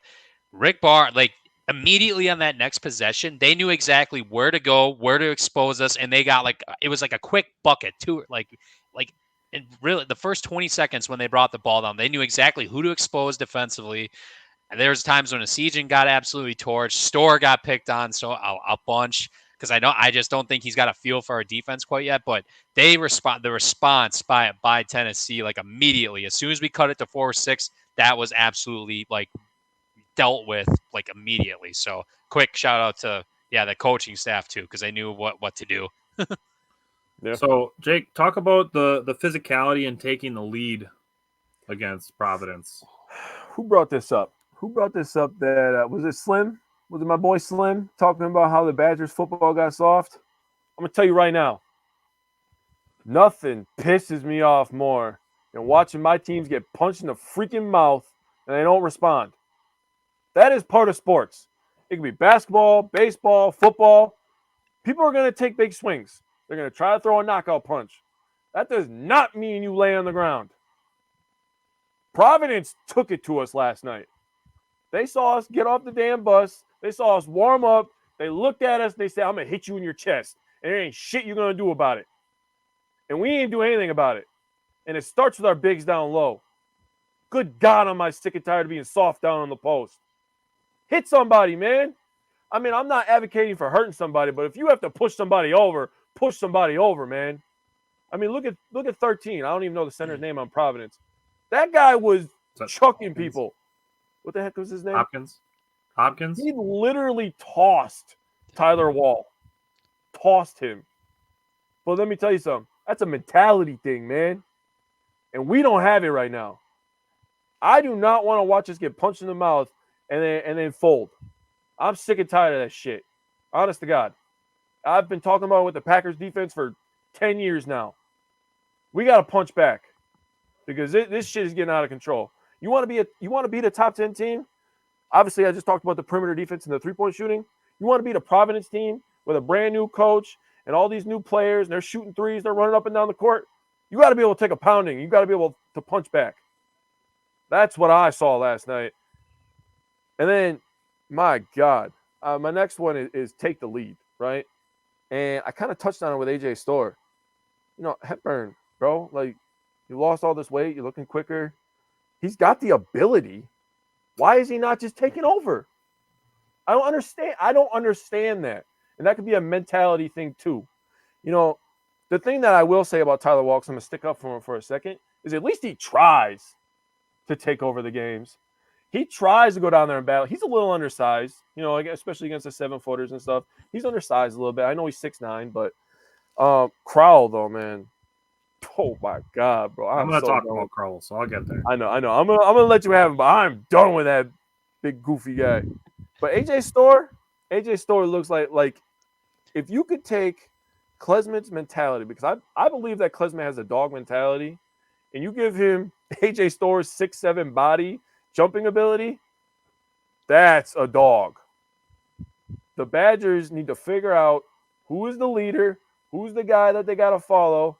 Somebody's got to grab this goddamn team by the nuts and say, everybody follow me, because they don't have one of those right now. It was Johnny Davis when he was here. Johnny Davis. There was no 100%. goddamn doubt about that. Johnny Davis said, I'm the man. This is my team. We don't have one of those guys right now. And it needs to be Hepburn. Yeah, I agree. Mike, what's going on with the difference in the offense and then talk about John Blackwell? You know, it was crazy because even against like Tennessee, we had our moments when we looked like on point. We were getting good shots. And then we get to Providence. It seems like when teams really just like punch us in the mouth, we kind of just sit there and take, kind of like what Jake was talking about. We have to like battle back, right? So I could not believe like the spacing just looked way off. It seems like everything. Yeah, I wrote this down. Seems like everything just went to shit once we really got punched in the mouth. And it was really within that first 2 to 3 minutes where it was just like, we're not going to respond. We're not going to respond at all. Like we're relying on guys like you said it, with Chucky, like Big Steve, Tyler Wall. Where are you? Like to go off of that, we were 7 of 20 from our shots. We missed. We were 7 of 20 from shots at the rim, which is absolutely terrible. Should be double that. Yeah, that is absolutely. But again, going like this is shit from last season that we're dealing with now again. And Greg Gard called two people out specifically that you got to finish. And who was he? We know who he was talking about. So it's kind of like going into my goals for next week. But and know your limitations too. That's another part I wanted to go into this because I hate to pick on him again, but when you're down 15 in the second half, right? And you're one of the worst shooters like on your team, you probably should not be chucking threes as one of your shots you should be taking. So I'm talking to like guys like Tyler Wall who you do play hard. That is something that I will always stick up for him in that regard. But you need to know your surroundings. You need to know your limitations of what you can actually do. He's not a 3-point. He's just not a 3-point shooter. That just predicates more into you need to know your limitations and whether it's spacing and all that shit all put together. We just look so disjointed. I think a lot of it had to do with getting punched in the mouth. And with the schedule that we got, we're probably going to experience that a couple more times. I mean, that's just the reality of it. We play Virginia on Monday. We play at Arizona. We get Marquette. We play at Michigan. We do eventually play at Michigan State, but we get Michigan State at home, I believe, this first time. But anyway, a lot of good competitions coming in. If this is how we're going to play when we get teams like punching us in the mouth like this, it might be a long season. But it's one of those things too, kind of where they play up and down to their competition. Because like that Tennessee game, like they hung around with Tennessee, and then they get blown out by Providence. So yeah. And I guess like going into because I want to make this positive, right? The one positive, I got to give John Blackwell a shout out. I mean, we called it out in the chat last night. He scored the first, what was it? I got this. 7 of 9. Thank you. First 7 of 9 points in the game. As soon as he came, and I was shocked when I said in the chat, like, holy, John Blackwell's got some stones. And I said that because literally within the first 15 to 20 seconds, it was rocket fire. So that's why I said that. I'm like, holy crap. But no, he's been the bright spot of this team so far. You could argue, like, the biggest surprise. When we were talking about the freshmen this year, I mean, I'll be the first to admit I don't want to say the least that we talked about was John Blackwell, but I think the least hyped, we'll say that. We'll say the least hyped, I would say, was John Blackwell. So he was the one guy, he was plus four. Everybody else is in the negative category. So it was there's one bright spot. So that was great. Greg Gard talked about it too. His ability to move without the ball is great. And I think that ties into being very aggressive and bringing the energy too. And I said in the chat again, he brought the freaking energy, and I wasn't even close in comparison to anybody else, in my view, anyway. So it's good to see. Yeah, I know, but it just stuck out like the most. Yeah. We'll say that. But no, I'm looking forward to him. He's definitely one of my goals for next week too. But no, he deserves a shout out because he didn't necessarily keep us in the game, but he definitely showed a lot of bright spots and a lot of negative ass plays. So what I'll say is, I'll say the quote. Greg Gard called out Tyler Wall and Stephen Crowell for not finishing in the paint. He said that John Blackwell and Nolan Winter are playing harder. Yeah. So one of my two things to talk about is Stephen Crowell. And one of my things about Stephen Crowell, and this is, anything else that comes from the offense, which on the subject of the offense, the ball needs to move way faster. That ball goes into the paint and it's a black hole. And then, I'm sure they don't wonder why, but if you're wondering why they get doubled, it's because the ball goes in and it takes 4 seconds before it moves anywhere. And then it's a lot of dribbling and a jump hook. Oh. We need a scenario where the Badgers are moving the ball quicker. Get the ball in, make a move, or get the ball back out. Swing it around, swing it back around, get it back in, make your move. The ball it needs to move quicker. And on the subject of Stephen Crowell, if you're catching the ball on the 3-point line, act like you're a threat. We know Man. Stephen Crowell can shoot threes and make them. Stop catching with your body turned fucking sideways from the basket. Face the basket in a triple threat position. Make it look like you're going to shoot the three because you are capable of shooting the three. The dude is sitting in the paint. At least pump fake like you're going to think about shooting it because that's just letting them pack the paint. And that's one of the reasons that Chucky Hepburn can't get going. It's one of the reasons that AJ Storr, despite having 22 points last night and playing very well in the first game of the season, it's a struggle for him too. He can't get any mid-range shots because there's a big-ass center sitting in there because Stephen Crowell is not looking like he's going to be a threat on the 3-point line. Yep. Face the basket and have the ball in the triple threat position like you are actually willing to even think about shooting the three because we know you're capable of it. We've seen him make threes. He's made clutch threes in years past. Act like you are a threat when you catch the ball on the 3-point line, not with your body facing the sideline. Face the basket, then you can look for your passing lanes. At least make a guy think that you are thinking about it. Man, hey, good call out. I like that. Yeah. Good call out. The other thing is defense. The defensive effort over the last 2 minutes of the game was great. Over the last 2 minutes of the game, they looked like they were playing defense on the level that Providence played it for the entire first half. Where was that the entire game? Because it showed, like I said, over the last 2 minutes, where was that the whole game? It showed that you're capable of it. You need to do it. And my thing with this is the Badgers' depth is there. This team is deeper than it was last year. 100%. So in my mind, it's a little bit of a perception change from last year to this year where the Badgers were only like 7 deep last year. This year, they can go 9 or 10 deep. So put all your effort in there. Come out of the game for a couple minutes. Then go back and put in 100% effort. It's not something where you need to kind of like, watch your gas tank because you have to play the whole game. You can get subbed out for a couple minutes, get your wind back, and then go back and play hard again. Yeah. And that's where, like a guy like Chucky Hepburn, we have not just Kamari McGee, who we thought was going to be the primary backup point guard, but John Blackwell looks great. Does. Chucky, go play super hard for 6 minutes, come out for 3, and then go play hard for another 6 minutes and come out for another 3. John Blackwell is there giving you the effort to keep that effort level up. Yeah. And same goes for Stephen Crowell and for Tyler Wall. Nolan Winter and Carter Gilmore are working their asses off. Carter Gilmore might have been at some points our best player last night. At some points, very limited points, small parts. He tries and he cares. That's why I'll always love Carter Gilmore. I'll say this: Carter Gilmore is the hardest worker on the team so far through the first 3 games. I'll say that comfortably.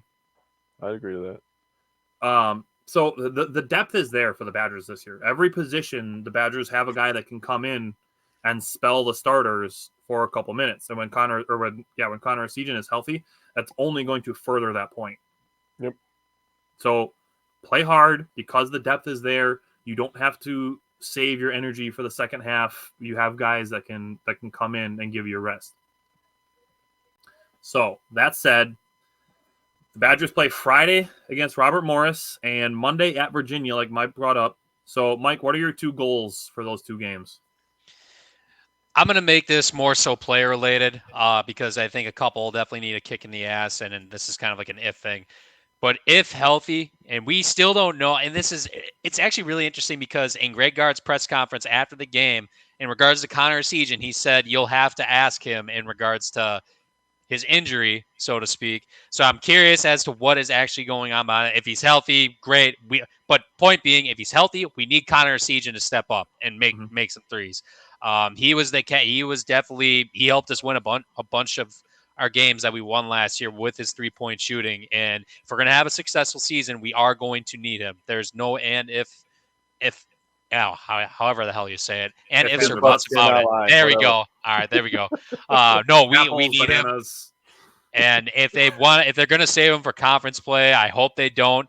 But if we need him. We need him to produce. I guess my other thing is we need a response, and I'm calling out Tyler and Steve because that's who Coach Card called out last night. Yep. 9 years of experience. We need those two to make a not just points, rebounds, whatever. That is what it is. But when you talked about physicality, we need them to somewhat establish a physicality, like going forward. We play frickin' Virginia on Monday, man. Those are some brick shit houses, and if there's a team that's going to be physical, it's going to be a Bennett-led team in Virginia. So we need to, our physicality. I know, as Jake kind of talked about, that needs to be better too, specifically with Tyler and Steve down there. Not that Tyler doesn't try, but we need to, not to perfect it, but we need to get better. And as senior leaders, that's your expectation too. Yeah. I mean, we've talked about it for 3 years, it feels like now, that we wanted to see Stephen Crowell put on muscle. Both of my points kind of tie into what Mike just said. My first one is to get better on the rebounds. So I talked about second chance points. The Badgers did only give up 7 second chance points against Providence. They did give up 15 points off turnovers. The Badgers didn't miss any free throws against Providence, though. So only 22 fundamental failure points. So if there is one positive to take away from Providence game, they were a little bit better on their fundamentals. That said, they need to rebound better. And my second goal for the Badgers is to up their intensity.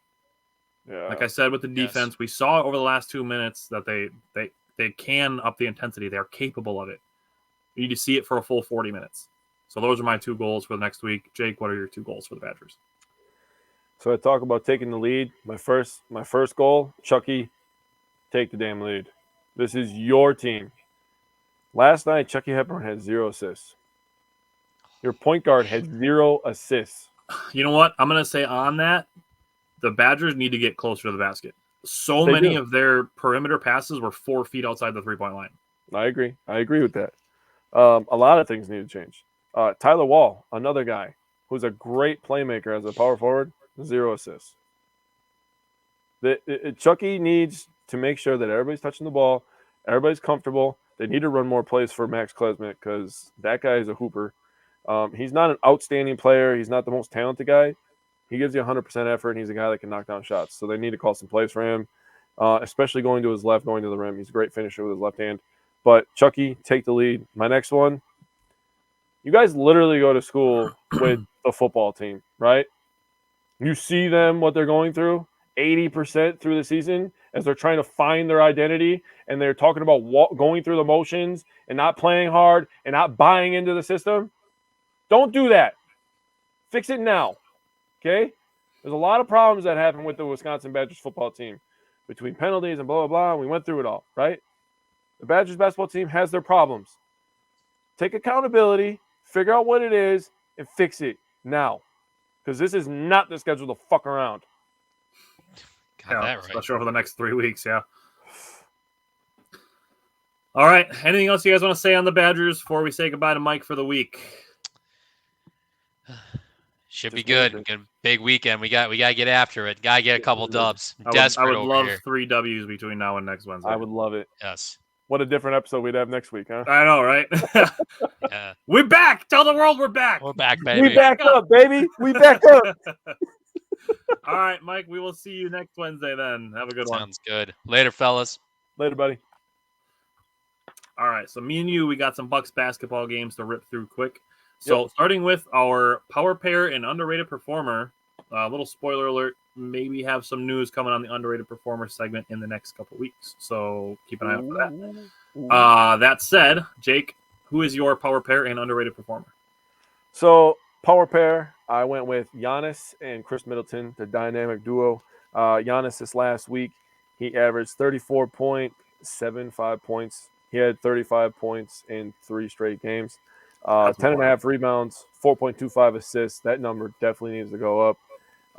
And he shot 62%. His field goal percentage was 62%, so that's nuts. Giannis was definitely taking names. He also had 1 shitty ejection, so I'm sure we'll talk about that. We'll talk about that in the Pistons game. Chris Middleton, the all-time X factor for this Bucks team is always going to be Chris Middleton. I 100% believe that Dame will figure it out. Yeah, we'll talk about that too. I believe that Griffin will figure it out. But Chris Middleton is the X factor. He's the guy that will take us from like a title contender to title favorites, in my opinion. So Chris Middleton averaged 14 points, 2.6 rebounds, 4.3 assists. He did shoot 54% from the field, and he shot 33% from the three-point line. I love Chris's ability to shoot the three, but I wish he would just shoot mid-range. Not that he's bad three-point shooter. I'm not saying that, but he is deadly from the mid-range. He's assassin from mid-range so far this year. He looks If super comfortable. If he would stick to mid-range, and I'm saying this from like a player standpoint of Chris Middleton, his legs aren't all the way back. The mid-range doesn't take as much lift. He's killing from there, right? You could still get assists to Giannis. You can still find Brook Lopez, still find your three-point shooters. Just kill from the mid-range from now until your legs feel comfortable. That's all I'm asking. That's fair. Marjan was my underrated performer. He averaged 7 points, 3.75 rebounds, 1.25 assists. He shot 42% from the field and 27% from the three-point line. Kind of an up and down week for him. He still made an impact. He still got long arms, still a good defender. I've never seen him jump off 1 foot. I don't know if that's something that you've ever noticed, but like when he's like in the fast break or he goes to the rim, like he always power dribbles 2 feet. So I think one of his things is he likes to try to finish on the opposite side of the rim because, like, I don't know if he has like some fear of getting chased down blocked. Yeah. But he always seems to try to go to the opposite side of the rim of where the nearest defender is. Right. I'm like, but Marjan is going to be a very important player in the next couple of weeks. But who's yours, buddy? So I have Bobby Portis. He averaged 15.3 points, 7.3 rebounds. He was 50% from the field, 35% from three, 90% from the free throw line. So very, very good week for Bobby Portis. Yep. Pat Connaughton is my other one, my other power pair player. I want to give Pat Connaughton some love. The first game with no Jay Crowder, Pat Connaughton had 7 points, 8 rebounds, and 5 assists. Yeah, he was balling. That's a fucking Pat Connaughton stat line right there that you look at it and be like, damn, this dude's important. Yeah, agreed. He was 40% from the field, 25% from the three, which I think will get better, and 86% at the free throw line.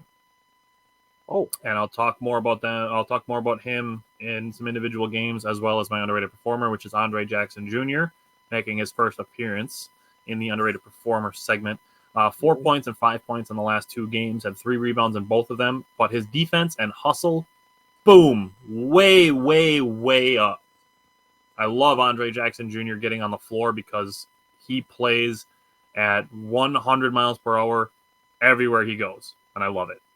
The defense plays at a different speed when he's on the court. Yeah, I agree with that. So let's do this Bucks and Pistons game. What stood out to you from this one? Save the ejection for the end because we'll both talk about that. So minus the ejection, everything else, what stood out? Well, the Pistons have a lot of young talent, as they should. A lot of shot makers, as they should. They have a good coach. They paid a lot of money for him. And I'm glad you brought that up. The thing that really stood out to me was, first of all, Damian Lillard just went into freaking God mode in the fourth quarter. 18 of his 34 in the fourth quarter. And Brook Lopez in back-to-back games, going back to last week, had game-saving blocks. Yeah. And one of the most hype three-pointers I think I'll ever see from a center. That was awesome. When he hit that, I was literally watching, and I stomped my feet on the floor, and I laughed, and I giggled like a little girl, and it was amazing. And I was like, oh, my freaking God, he made that. Like, he just lumbers up the floor, stops at 35 feet, and just said, fuck you. I'm like, what? You get the most satisfying swish sound, and it's just like, oh, that's the sound of Detroit fans crying. Oh. Right? Like, it was no rim, just all net. Just it was like perfect swish sound. And then he's, whoa, and you're like, that is a monster scream nuts. from a mountain of a man, right? Jay Crowder was good in this one as well. Bobby Portis was freaking cooking in the first half. Second quarter. He had 13 points in the second quarter. Dude, when he did that one move where he did the fake spin, pivot, fadeaway. I have that clipped. I'm going to bring it. I have it clipped. I said, oh, hell no. Hell no, they ain't stopping him right now. And he's looking at people on the sideline, and he's like... He said, I was like, you're allowed to do that after you do that, bro. Like, he falls over and everything. He destroyed that guy. That was a crazy move. It was so decisive. The bench didn't play very good in this one. That's something that stuck out to me because they've been pretty consistent. The bench minus Crowder and Portis had 19 points, 3 rebounds, 4 assists. They were 6 of 15 and 1 of 9 from the 3-point line. So Oof. we can gain a little bit more consistency from the others, as people like to call them. I think that'll help some things. The Bucks defense played really, really hard for long stretches in this one, I believe. Yeah. Just after the Giannis ejection, and everybody wants to talk about it. Oh, the Pistons came back, they took the lead, hitting 3-pointers. Like, that's a hard mentality thing to get over, man. Yeah. So I'm glad they responded and they won. That was a great thing to see. So I'm gonna leave the floor to you, and we'll get talking about some key plays. So Damian Lillard hasn't been given enough credit for his driving ability. Yep. So when we talked about Damian Lillard, a lot of the things that came up was just that, he's this great 3-point shooter. He's the takeover guy. And even though I brought it up, like, we still didn't talk about his free throws enough. And one thing we really didn't talk about enough was his driving to the hoop ability, which is how he gets a lot of his free throws. Mm-hmm. So I wanted to bring that up. Second quarter, Brook Lopez made his first 3, and you brought up his last 3. So he made his first and last 3. His first one in the second quarter gave him 800 career 3-pointers. It did. So the Bucks, after the ejection, they kind of reeled a little bit. They went into the fourth quarter down by 5 points. Detroit scored in their first possession of the fourth quarter, so they were down 7. 9 minutes and 8 seconds, Damian Lillard 3 starts the takeover. The Bucks go zone. They get a steal right away, so they're down 10 at the 6:21 mark. Then they're down 5 at the 5:30 mark. Then they're down 1 at the 2-minute mark. And then Damian Lillard gives the Bucks a 1-point lead with 1:05 to go. Brook Lopez hits that super deep 3 with 42 seconds left to put the lead to 4. And then he gets a block with 14 seconds left, and Beasley steals the outlet pass to seal the win. Love it. So, a couple things. Wanting to go back to the drop defense that Brook Lopez is more known for and helps up his block level. It does make the Bucks susceptible to mid-range, which we've seen with now Cade Cunningham, Jalen Brunson, Tyler Hero, all those guys feasted on mid-range. That's just the shot that you give up. That's the shot you live with. You live with the deepest 2-point shot you can get your opponent to take. That's the worst shot they can take. Yeah. So that. I will say, as far as the Bucks' zone defense is concerned, it works. It just Adrian Griffin is going to need to use it more often to see when the best times to go with it are. I agree. Like, obviously, they're not going to play it for a whole game, and obviously, they're going to use it more than just a little bit of the time. Mm-hmm. But when they go to it, it's just something that Adrian Griffin, he just needs more experience with doing, but it does work. I agree. Damian Lillard, 18 points in the fourth quarter. That's a lot. That is a lot. I will say, Marjon Beauchamp was underrated in this game. He played really good defense. But I will say, credit to Detroit, Cade Cunningham and Jalen Duren. That's going to be a problematic duo.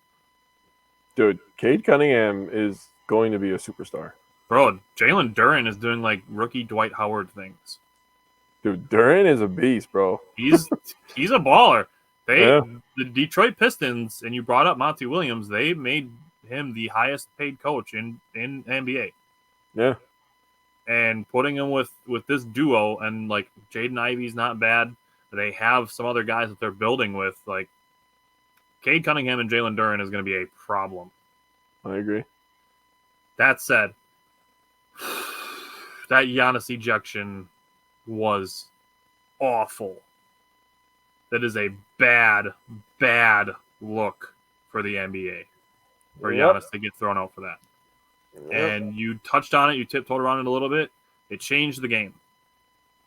And I was talking to some of our followers on Twitter, and I get where the person was coming from, but people underestimate how big of an impact that has, because Giannis is the engine of the offense.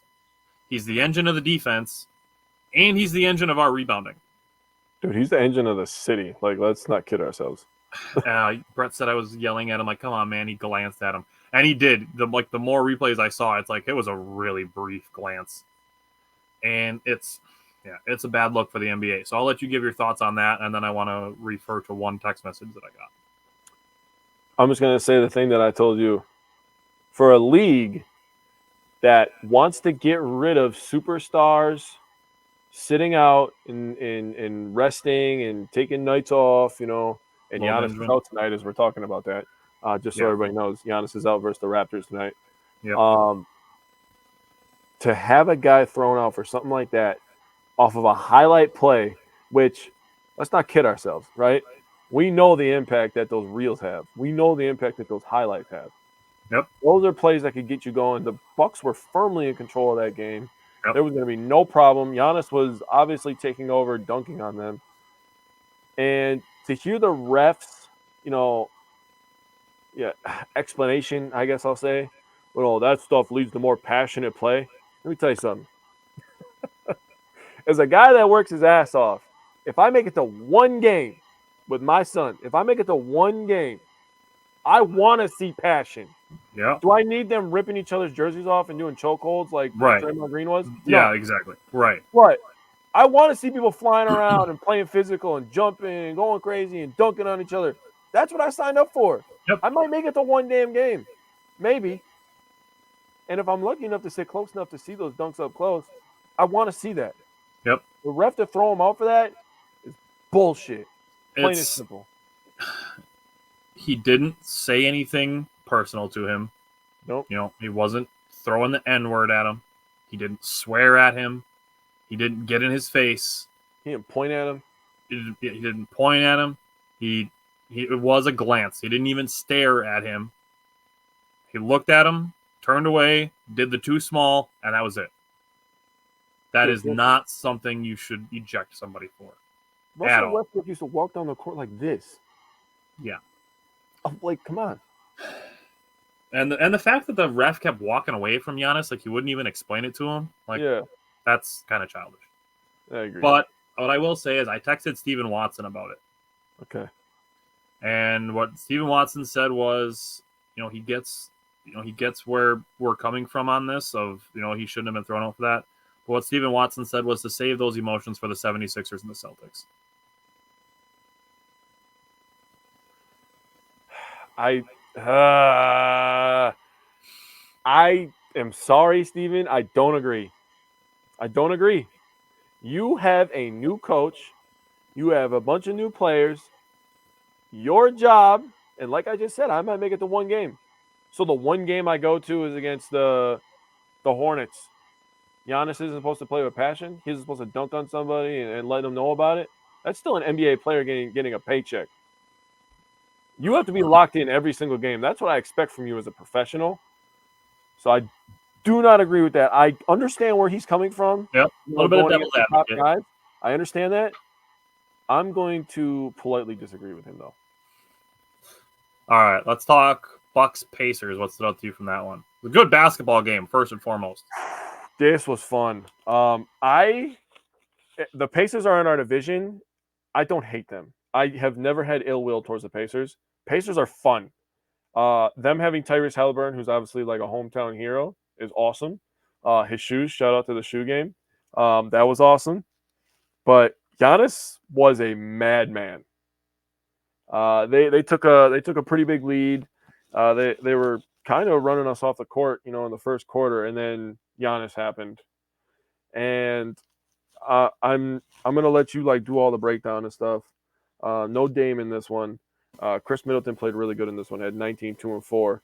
But the thing that I'm gonna say is, Giannis and Chris's legs got tired in the fourth quarter, which is why it kind of slipped away. You could tell Giannis's legs were done. He tried to drive a couple times, and he got bumped, and he was done. I was like, yeah, he's toast.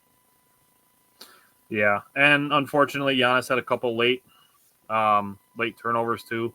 And I think part of this was that when Giannis hit 50, it should have been an and one. When Giannis hit 52, should have been an and one. When he hit 54, he finally got the and one, and then that's where he ran out of gas. And that's just what happened.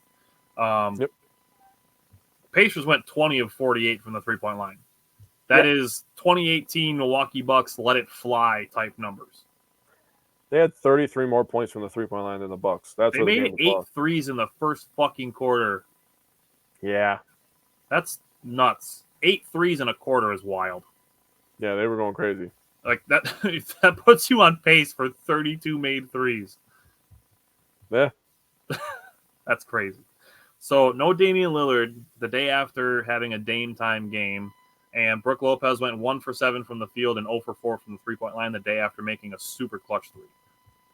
Legs. That's tough. Old man. Bucks had 60 points in the paint, which is great. A lot by Giannis, but some other guys like Marjan and Chris Middleton getting involved in there is good. Yep. Pat Connaughton and Marjan Beauchamp are taking on the Grayson Allen driving kick role that we talked about last week.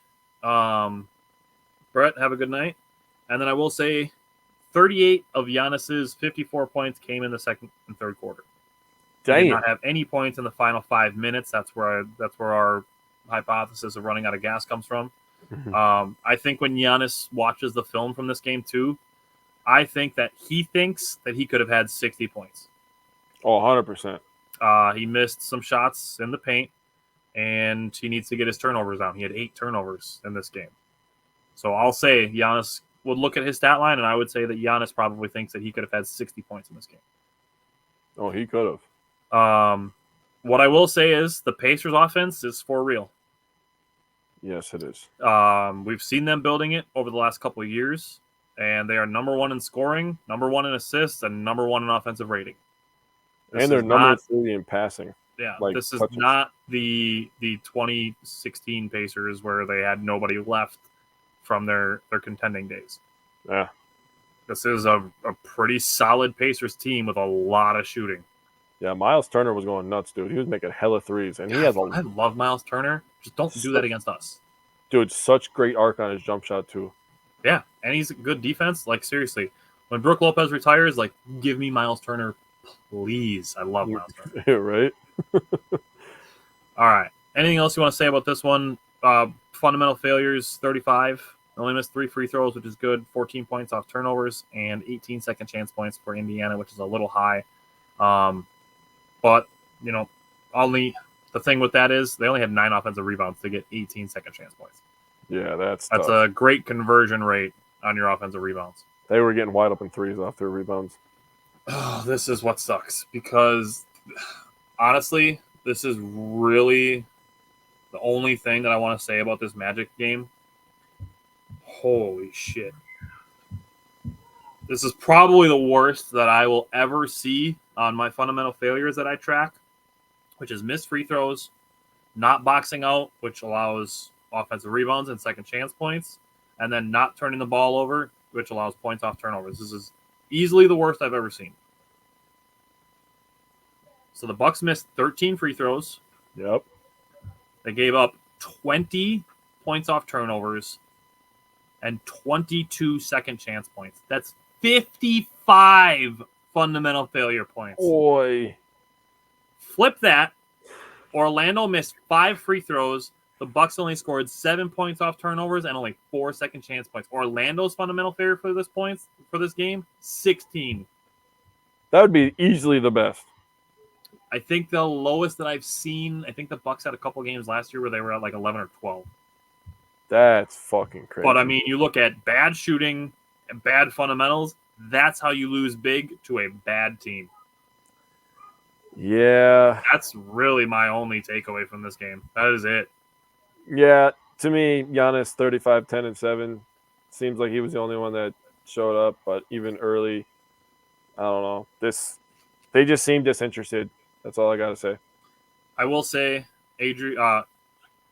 Andre Jackson Jr., he was still hustling his ass off. Coach Griffin went with a Chris Livingston, Chris Middleton, Andre Jackson Jr., Thanasis Adetokounmpo, Bobby Portis lineup, which was interesting. He said he was just looking to get some energy in there, which I'm totally on board with. People talked about it for a long time of Budenholzer not giving the young guys any playing time. Adrian Griffin has given the young guys some playing time. Yeah, we for hired sure. some coaches known for player development. But it's good to see the young guys getting some minutes. Agreed. All right. Let's talk about Monday night's game. Bucks and Bulls. What stood out to you from Monday's game?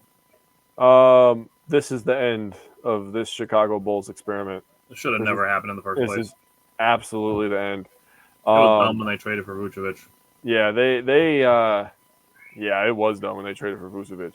They were trying to grab any. So, we got a bunch of guys that can play offense and not play defense. Let's get another guy who can play offense but not play defense. Yeah. They were trying to grab any kind of success they could. They were just trying to make the second round of the playoffs, to be honest with you. They weren't being serious. Like, were you really being serious with this construction of this team? No. DeMar DeRozan, good player. Zach LaVine, good player. I mean, even Ball before he got hurt, good player. Vucevic has value in certain areas. It's the end. Giannis was absolutely dominating them. The fact that the Bucks can win a game by 9 points when Damian Lillard shoots 3 of 17 is fucking ridiculous, dude. Let's stay on Damian Lillard for a minute because we have to remember and we need to remind Bucks fans that he did not have a normal offseason. No. While him being waiting to be traded, and not to mention he missed the previous 2 games, Damian Lillard is not in his midseason form, and we need to be a little bit patient with him until he kind of gets that conditioning up. Yeah, and he's also going through some off the court issues, family stuff. And I mean, people really underestimate the power of that. I mean, look at a coworker who's these guys are human. Yeah, like going through a divorce or goes through like a death or any kind of like very emotionally strenuous situation. Yeah, that is so hard to overcome. I mean, I paint fire trucks for a living, and I have a guy that's going through some stuff, and man, he's not all there all day. And he messes some shit up. You expect a professional athlete to come in and shoot 40-foot bombs and make every single one of them is ridiculous. Yeah. So let's give him a break. Let him. I agree with what you said. Let him get the conditioning up. Brook Lopez was okay. He was a little bit better. Beasley has been up and down. I think he's still kind of trying to find his role. Bobby Portis, double. Bobby is back. Bobby Portis is back, baby. Yeah. The Bulls shot like shit. Besides free throws, they didn't turn the ball over much though. The Bucks got to get turnovers down, and they cannot allow 18 offensive rebounds. That is absolutely far too much. So they turn the turnovers down. We start rebounding the damn basketball. We're gonna be fine. That's the problem with the defense, in my opinion, is we do not finish out defensive, possessions. We don't rebound the damn ball. Okay, so I know I just harped on 55 fundamental failure points against Orlando, but you brought up 17 turnovers and 18 offensive rebounds. 22 second chance points for Chicago. 22 points off turnovers for Chicago, and 8 missed free throws by the Bucks is 52 fundamental failure points. God, man. I don't think the Bucks have had 2 games in a season over 50, much less back-to-back. So get this shit out of your system, and let's get it going for this in-season tournament and get to the All-Star break and the trade deadline and get it ramped up for the playoffs, which is obviously still like 4 or 5 months away. But Agreed. Get this shit out of the system, and then let's clean it up. So I will say the Bucks shot a bad 3-point percentage, but they had a lot of in and outs. They did. Those will fall. And I think Lisa Byington even said that during the broadcast that those will fall. Mm-hmm. The final score, I do think, indicates that the game was closer than it actually was. The Bucks were up 13 points with under 2 minutes to go. So I do think that the final score doesn't quite tell the truth of the game. Yeah. And then we talked about Damian Lillard. I do want to give Chris Middleton credit. He's been very efficient. This game, he was 6 of 10. He was 5 for 5 inside the 3-point line. He had 13 points, 6 rebounds, 2 assists in 19 minutes. Dude, that's what I'm saying. Look at all of his misses. All of his misses were 3-pointers. Yeah. He went 1 of 5 behind the 3-point line. Yep. Dude. And again, when his legs get there, conditioning could be the thing for him too. Yeah. When he gets the conditioning under control, dude, fire away. But for right now, you are absolutely cooking from the mid-range, dude. Just cook. Just cook. And this is where I want to talk about my other power pair and my underrated performer, Pat Connaughton and Andre Jackson Jr. Andre Jackson Jr., he hit his first career 3-pointer on his birthday, which is cool. So good for Andre Jackson Jr. He had 5 points and 3 rebounds, which I brought up. All of it came in the third quarter. That's how you affect the game in a positive way in limited minutes. You go in, you make an impact, and you come out.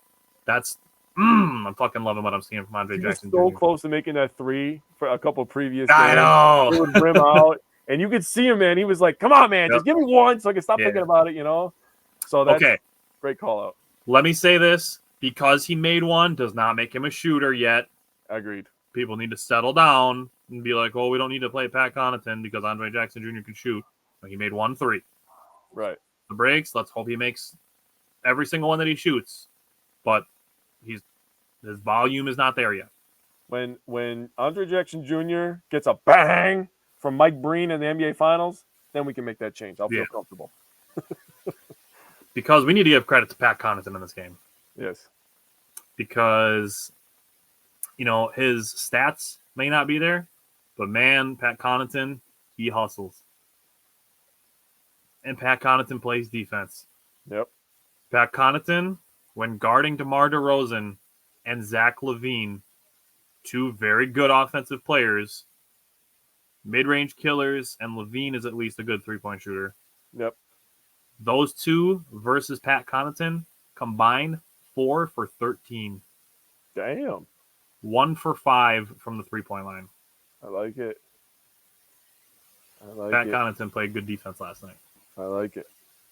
All right.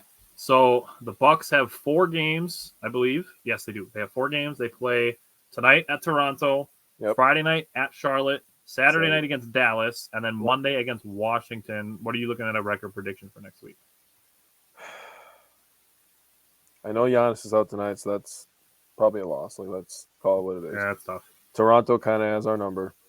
Yeah. So I mean, they have the wall thing. Like, I don't know what it is. Even with Nick Nurse gone, and Adrian Griffin gone, they still have the wall thing. Yeah, and it might be their physical. personnel. Like having Anunoby, Siakam, and Pirtle, that gives them a solid wall there. But Siakam is an underrated defender of Giannis, I'll say.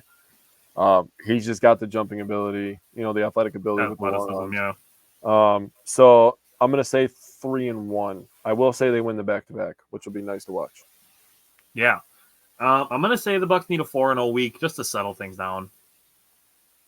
And I'm not even expecting a 4-0 week, but I'm saying from some of the outside perspective, and not that I want to cater to this, but fans, media, whatever it may be, the Bucks just need a 4-0 week just to kind of calm things down.